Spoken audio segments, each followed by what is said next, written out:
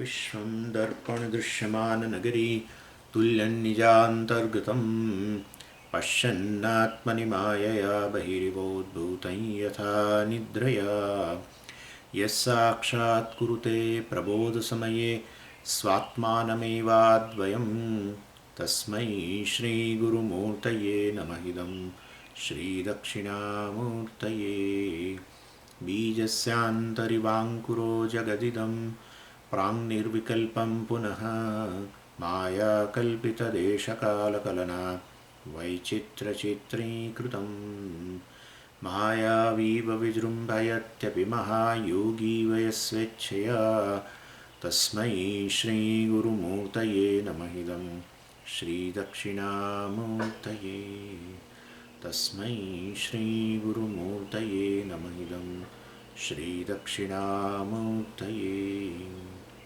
ॐ सहना भवतु सहनौ भुनक्तु सह वीर्यङ्करवावहै तेजस्विनावधीतमस्तु मा विद्विषावहै ॐ शान्तिः शान्तिः शान्तिः सदाशिवसमारम्भां शङ्कराचार्यमध्यमाम् अस्मदाचार्यपर्यन्तां वन्दे गुरुपरम्पराम् ॐ.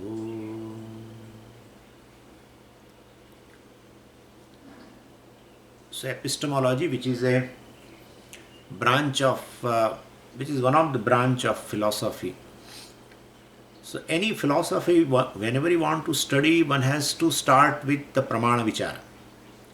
One has to start with, because philosophy gives you knowledge. Knowledge, depends upon how many pramanas you accept.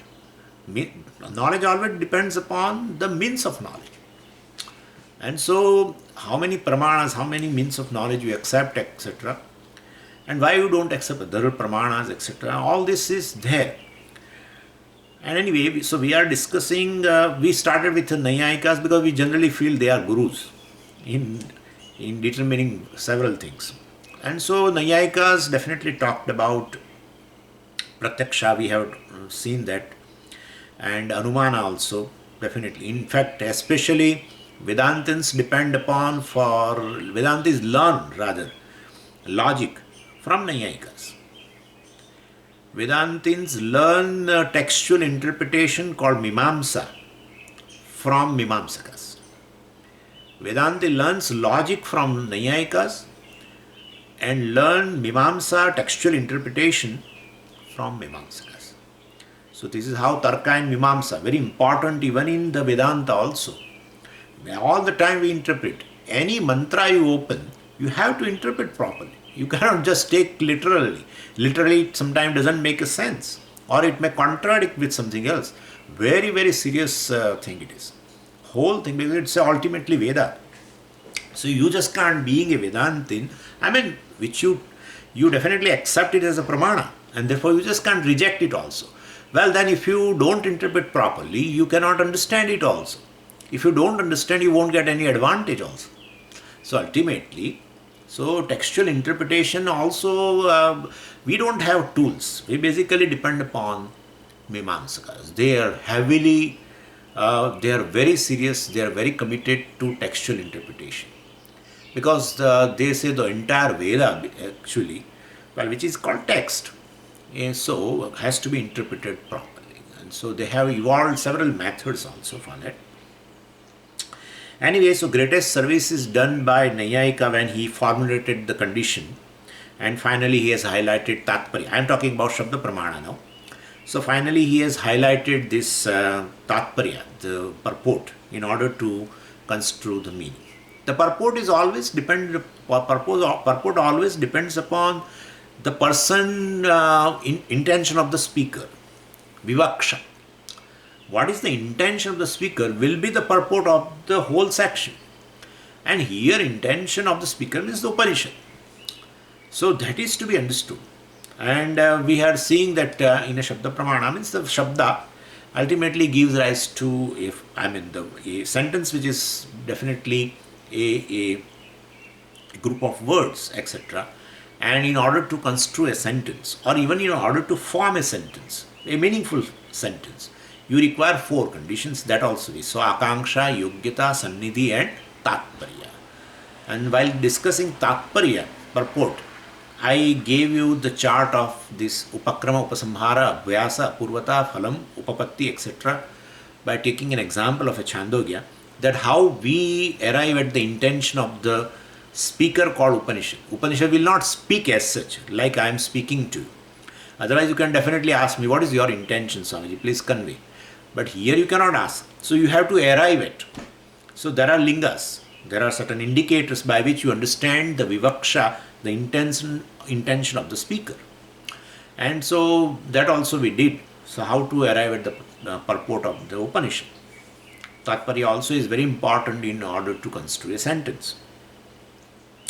So, and after that, so there are 3, in a textual interpretation, basically 3 things are important. First is this Tatparya, purport of the sentence. Second is the context in which the text is there. And so, like, we have this text called Mahavakya in several places, not just 4 Mahavakyas, several Mahavakyas are there. So first wherever the Mahavakya is, first you take into account the context in which this text called Mahavakya occurs. And otherwise, interpretation will go wrong. Especially Tattvamasi is another thing, but there is another Mahavakya, Aham Brahmasmi, was interpreted wrongly by other people.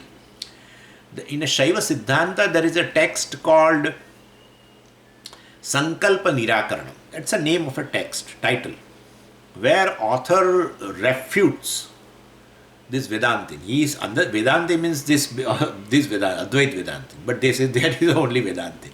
Vedanta means, even I have told you, Madhvas also are Vedantins, Ramanuja's followers are Vedantins, Vallabhacharya's followers are also Vedantins.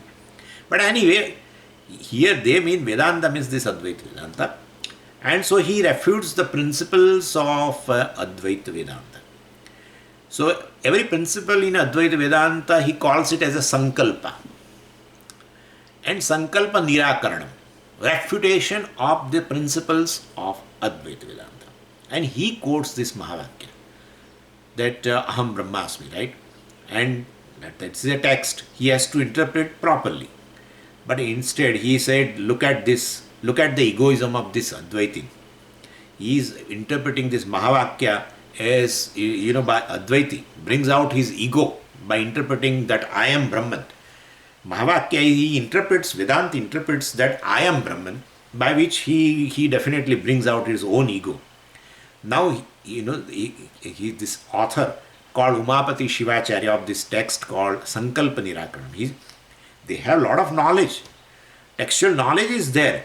But he failed to see the Tatparya, the purport of the intention of the speaker called Upanishad, basically. So, here at the Tatparya, I am Brahman means not just I means which I refer as in a Vyavahara. Not in a Vyavahara, that is Jiva. That is not equated with the Ishvara or Brahman. So, there is no question of an ego. That has to be a Lakshana, etc. has to be taken. So, Tatparya of Upanishad has to be understood properly, which he has failed. Which we know now. What is the Tatparya? Through Shadlinga. That basically, so second thing, first thing in a proper textual interpretation, the first thing is a Tatparya, you have to understand the intention. Second thing is a context in which that particular text occurs, which you want to interpret.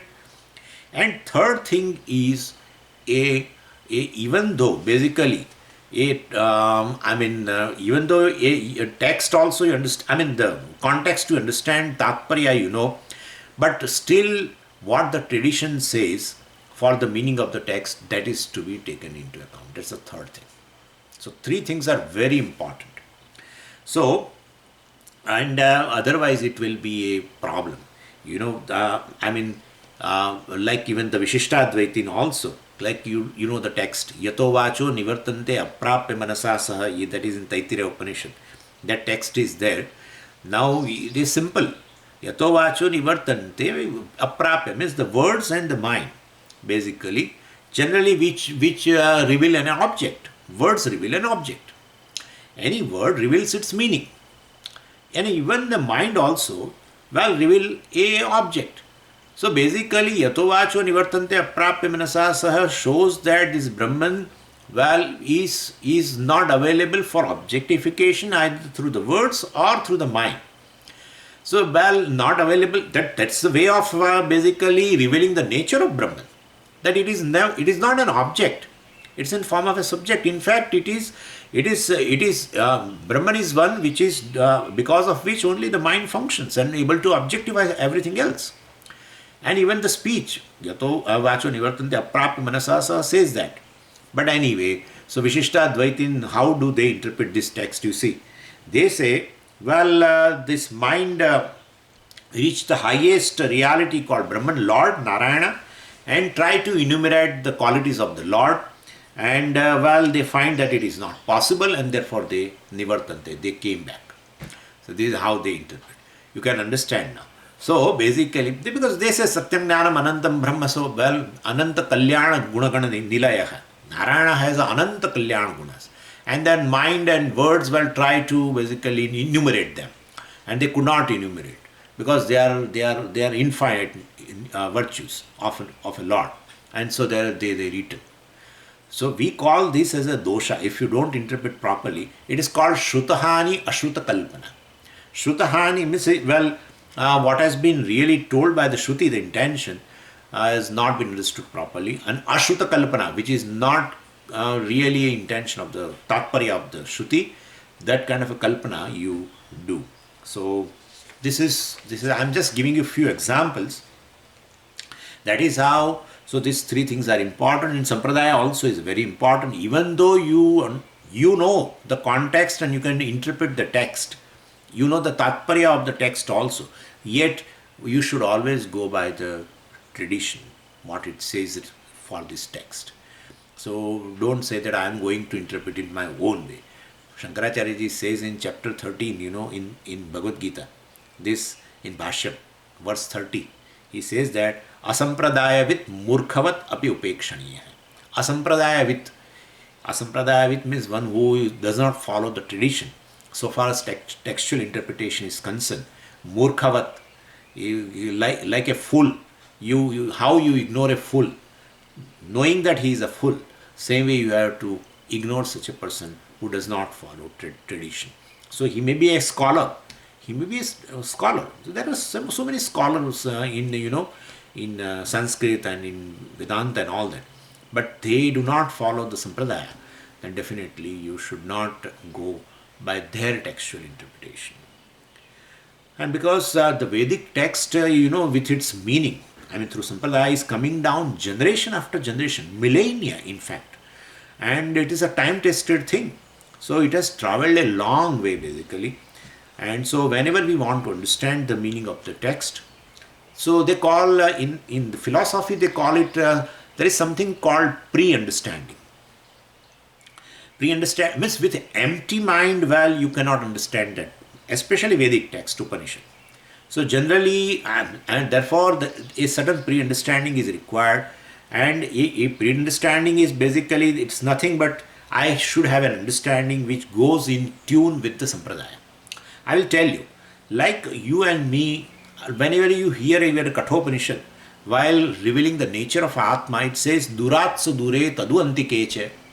This Atma or Brahman is farther than the farthest, and it is nearer than the nearest.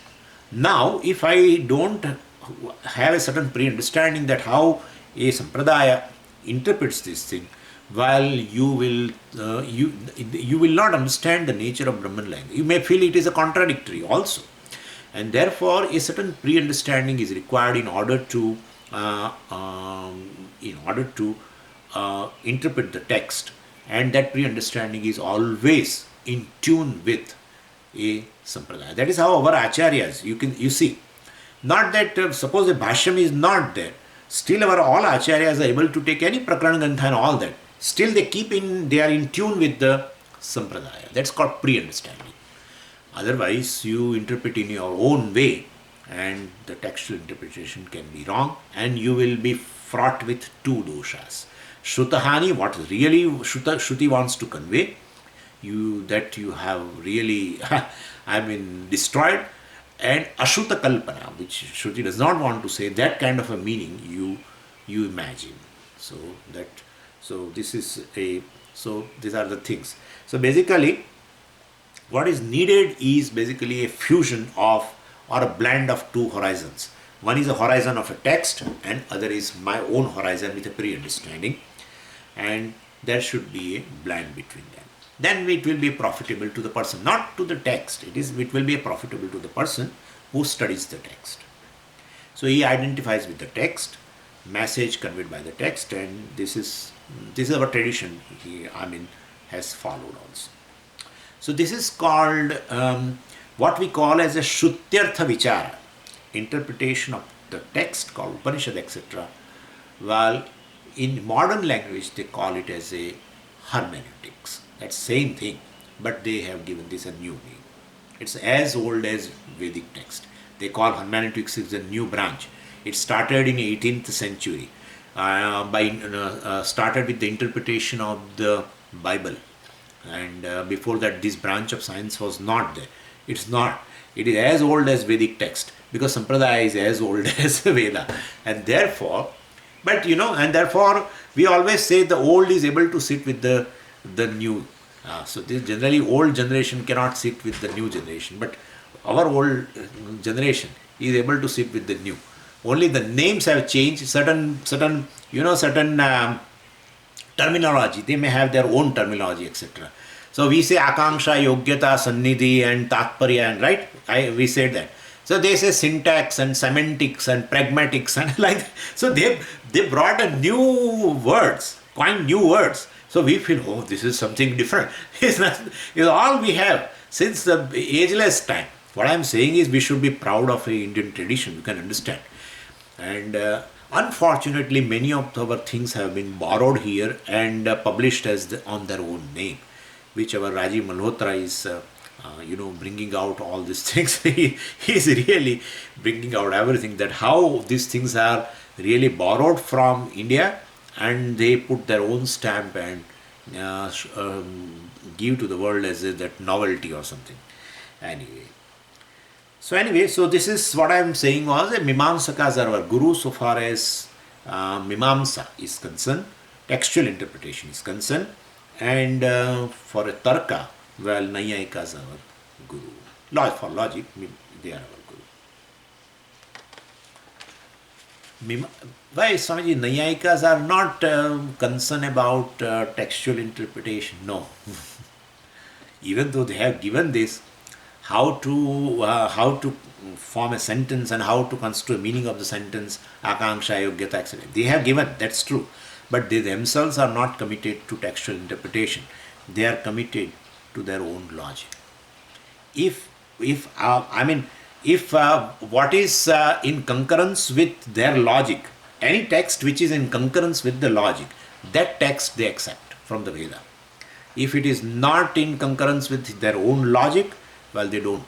So they hardly give a total weight. They don't give a total weightage to the text.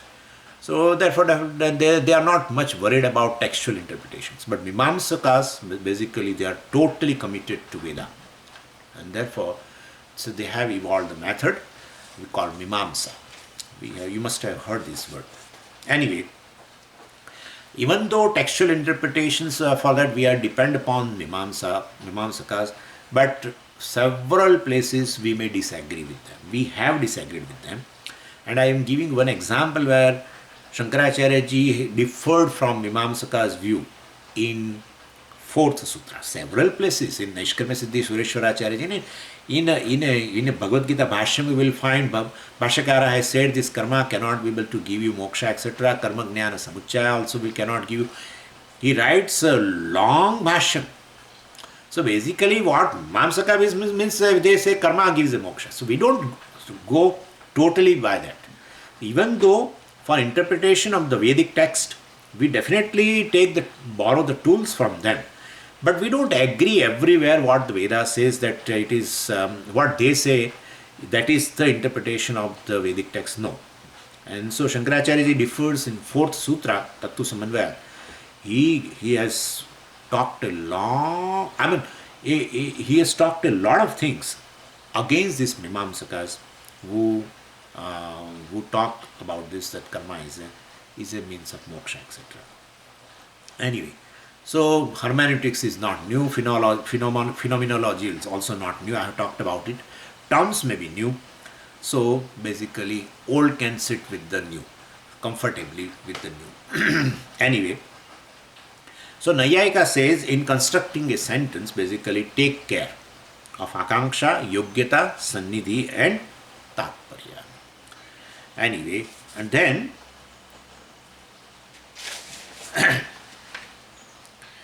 as I told you that our tradition basically, I mean a method of interpretation, in that our tradition has evolved a method of interpretation, and that interpretation of course is not arbitrary. Still there are many ways of interpreting, and all Vedantic schools basically refer to the same text, same mantra of Upanishad, and still they have found a difference of opinions in that. So basically they depend upon same text, but they give different interpretations depending upon their own tradition they belong to. And that is how interpretation given by us is right and others' interpretation is a wrong interpretation. And that is true. Like when when we look at their interpretation, basically we look at it as outside, like Ramanuja's interpretation. So when someone belongs to Ramanuja's school, basically looks at my interpretation, they say it is wrong. It is outside. Anyway, and basically this, especially even in a given school also there are some great minds, of course, but they give a different interpretation. There was one Acharya who was written. I mean, in Vedanta there are Prakarana Granthas. I will just briefly mention about Upanishads and Prakarana Grantha. There is a big difference, very big difference. So many people ask this question that why Acharya has to write a text when Upanishads are there, Brahma Sutra is there, Bhagavad Gita is there. Why they have to write a new text, Vedantic text called Prakarana Grantha, treatise we call. Why they should write? And several Aparokshanabhuti in this and Panchadashi, so many are there. Why they should write?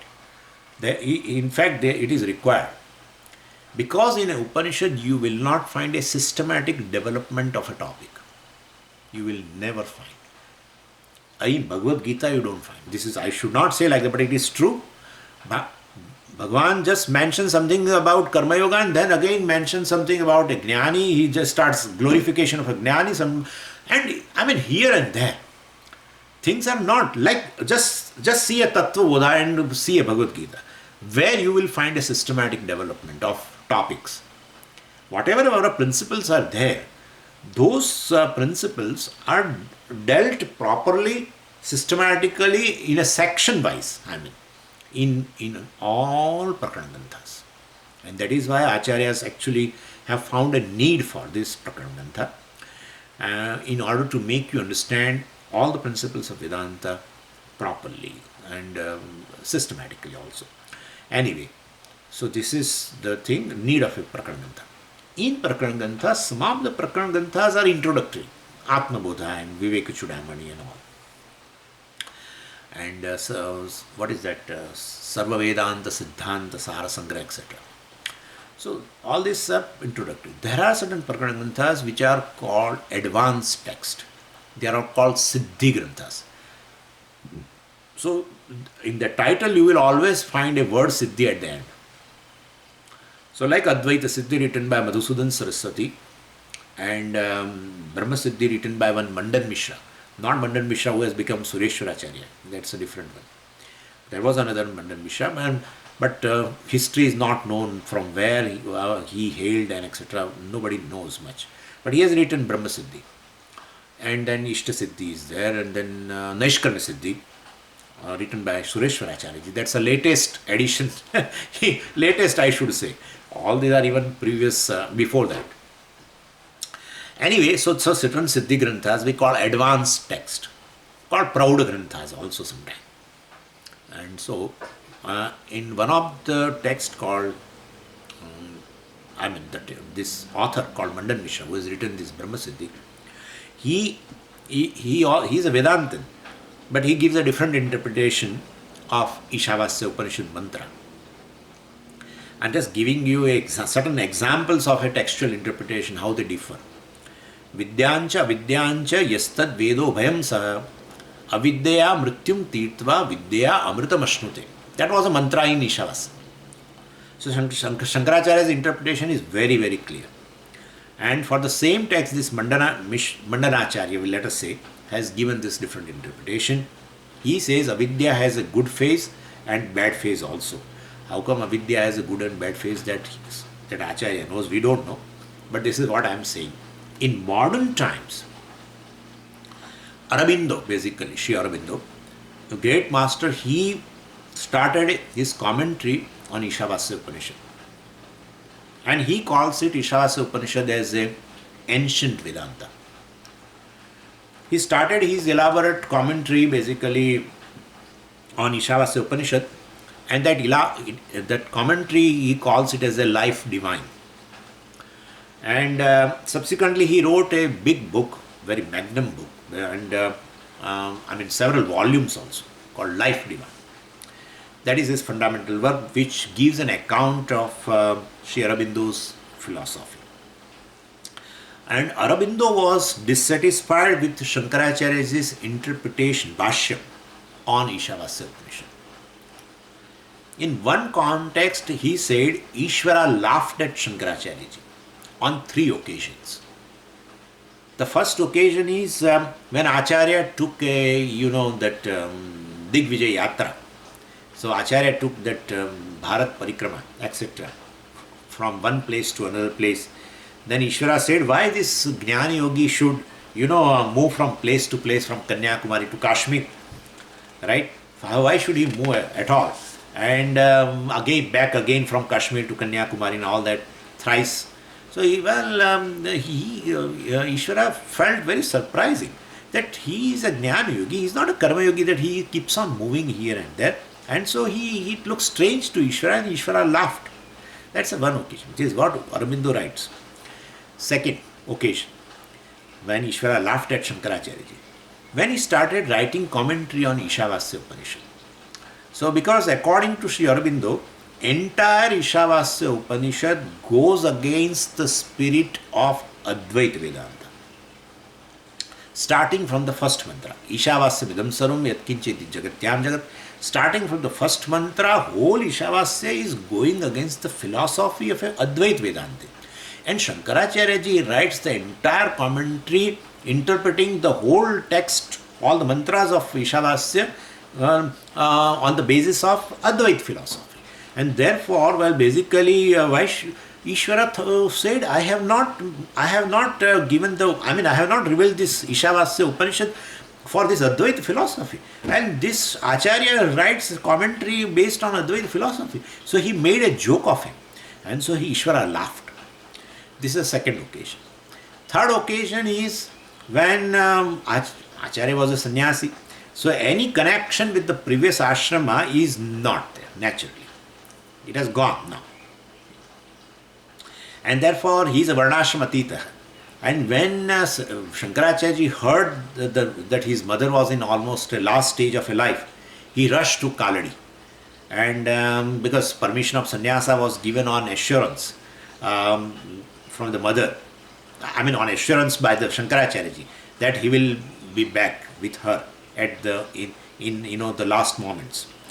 And then she passed away, and then he performed the obsequies and this cremation, etc. These Namundris don't do that kind of a thing, yet he did, and he was a sannyasi also, and only son. So he was entitled to do, but he is sannyasi, he is varnashram atita. And so Ishvara literally laughed that seeing such a sannyasi. And so this is what 3 occasions on Aurobindo writes that Ishvara laughed at Shankaracharya. So there are ancient, classical, modern interpretations. Modern interpretation, Aurobindo's interpretation. He was not an ordinary figure. He relies more on the mantra portion of the Veda. He says Veda means only mantra. mantra portion. This Brahmana, Aranyaka, no, that's all later addition. Because ultimately Brahmana is an explanation, Brahmana Aranyaka is an explanation of the mantra portion. That's true. That's true also. And therefore that is not an original Veda. Original Veda means a mantra portion, mantra section. So he relies more on a mantra portion of the Veda. And he has given his own mystical interpretation on the mantra portion of the Veda. He has got good following, etc. Great scholars, mystics also follow him. And he does not accept Sayanacharya's interpretation of the mantra portion. Sayanacharya has written a bhashyam on entire Veda. One Shabar Swami has written bhashyam on the sutras, Mimamsa sutras, like our Brahma Sutra, Dharma Sutras, Mimamsa sutras are there. Shabar Swami has written on that, called Shabar Bhashyam. But on entire Veda, bhashyam has been written by great Acharya called Sayanacharya. I think he was almost, I'm sure, he was a elder brother of a Vidyaranya. Almost, if I am not wrong. He was the elder brother of a Vidyaranya who has written a bhashyam on entire Veda. And Aurobindo says, well, I will not accept his bhashyam on a mantra portion. I will write my own interpretation. And he gave his own interpretation. We go by Sayanacharya's bhashya. But Aurobindo says Sayanacharya's interpretation is only from one perspective. He does not take care of others' views, etc. etc. So anyway, this is Aurobindo. Anyway, now regarding this, when textual interpretation has come, you will find two types of statements in Upanishad. Both are basically revealing the nature of Brahman. But one type of sentences reveal the nature of Brahman through negation, like neti neti, etc. Other types of sentences are reveal the nature of Brahman in an affirmative way, like Satyam Jnanam Anantam Brahma, etc. And in Mundaka you find some all negation, Adreshyam, Agrahyam, Achakshushotram, Tadaparanipadam, etc., etc., Agotram, etc., all. So, even in Akshara Brahmana in Brihadaranyaka also, where I said that it's the longest definition of Atma, right? Asthulam, Ananuhu, Arasvam, Adirgam, Achayam, Alohitam, Anakasham, Avayuhu, etc., etc., etc. So big. It's also negation. Asthulam. It's not Sthula. Atma is not Sthula, Atma is not Sukshma, Atma is not Dirgha, Atma is not Rasva. So negation. So there are two types of statements you find in Upanishad. Both reveal the nature of Brahman or Atma, but one in a negative way, other is in affirmative way. And here also the difference of opinions are there. It's we generally say that definitely, because regarding Atma there is already certain opinions. I'm here because Atma is self-revealing and self-conscious, and therefore there happens to be the self-judgment. But the self-judgment is basically a self-error, because there is a ignorance of the self. So your judgment about yourself is nothing but an error. So already there is a self-error, and therefore you need not have to basically say affirmatively Atma is like this. Whatever opinions one really holds are negated basically, and Atma is revealed as it is then. So basically we give importance to negative statements, but there are in a tradition there are teachers who say no, affirmative sentences are more important than negative sentences. It's just by the way I'm mentioning, because we are talking about textual interpretations. Now this Mandanacharya, which I talked to you, who has written this Brahma Siddhi, he says there is no Jivan Mukti.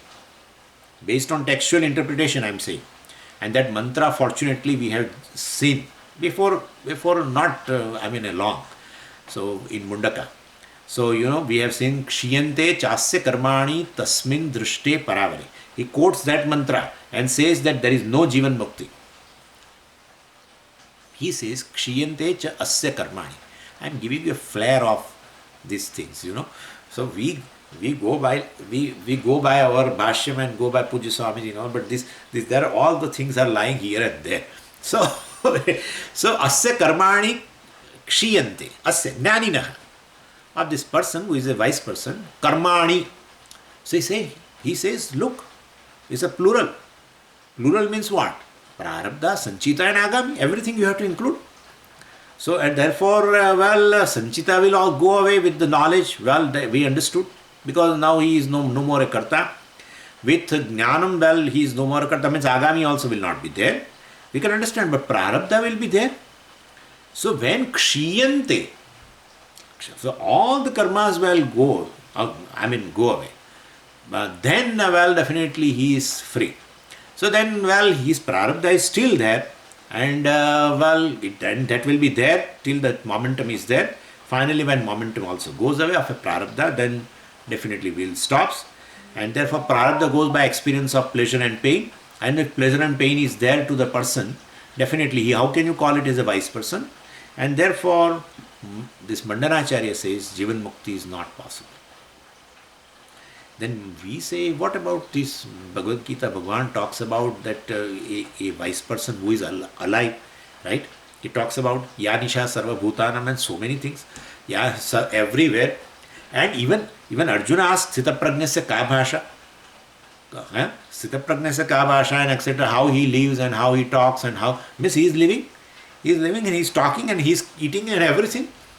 And then you say, wise person, the mukti is not possible, Jivan Mukta is not there. How will you say, how will you interpret this Sthita Prajna action and all these things? Well, Mandana says, Sthita Prajna is a sadhaka, not a siddha. You and I are on the first step of the ladder, and Sthita Prajna is on the last step of the ladder. And he can look back and on the ladder and says, oh guys, you follow me. And so basically, so trace of avidya is there. They call it as avidya lesha. Avidya lesha is there, because of which he is not free. When prarabdha goes away, his body falls, then he becomes free. So this is how he gives. Then ultimately reconcile with the Jivan Mukti also. Chandogya Upanishad says, Tasya tavadeva chiram yavanna vimokshe atha sampatsya, etc. etc.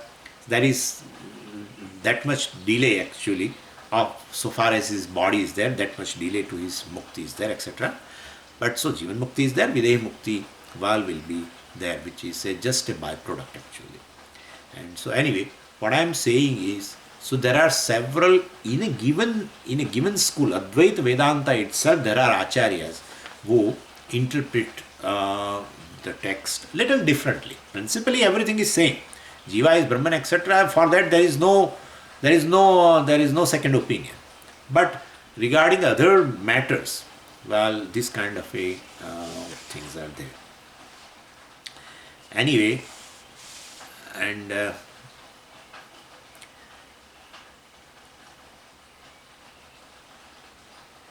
I think I would like to stop here, because a new topic will begin, and that topic will take time. Also, there will be now big gap between this class and the next class, because next class would be in on the 4th week of August, it seems, because now all this one after another, all camps are there. Yesterday only I saw all this, and so I said after 21st August, etc. But it's not possible perhaps, and therefore a long gap is coming. So that now new topic I would like to start in the next section, next class. Om Purnamadah Purnamidam Purnat Purnamudachyate Purnasya Purnamadaya Purnamevavashishyate. Om Shanti Shanti Shanti. Harihi Om Shri Gurubhyo Namaha. Harihi Om.